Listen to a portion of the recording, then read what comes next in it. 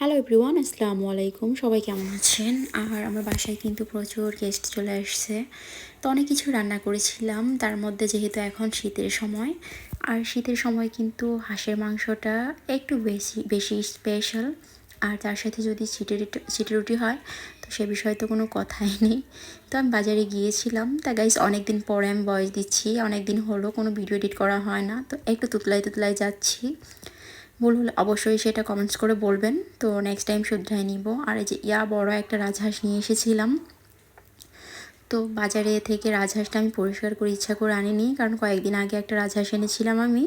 তো সেটা পরিষ্কার করে দিতে বলার পরেও দেখি যে অনেকগুলো ছোটো ছোটো লোম রয়ে গেছে। তো সেই ক্ষেত্রে আজকে আমি আস্ত ধরে কিনে নিয়ে এসেছিলাম, জাস্ট জবাই করে। তো বাসায় এনে ভাবলাম যে আমি আর আমার মা মিলে পরিষ্কার করব।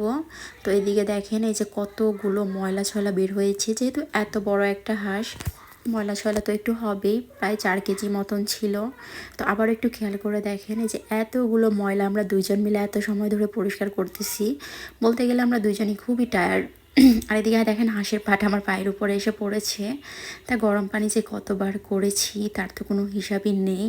আর হাতের পাখনার মধ্যে যে এত ছোট ছোট লোম ছিল, মানে বাইরে থেকে দেখাচ্ছিল যে ছোট ছোট লোম, কিন্তু সেগুলো টান দিয়ে যখন বের করতেছি তখনই দেখতেছি যে বড় একটা সাইজ। আর আমি তো পুরো ক্লান্ত হয়ে গেছিলাম, কি বলবো, মানে এত বড় হাঁস আমি কখনো পরিষ্কার করিনি। তো আবেগের বশে আজকে হাঁসটা নিয়ে এসে তো প্রচুর বিপদে পড়ে গেছি এক হিসাবে বলতে গেলে।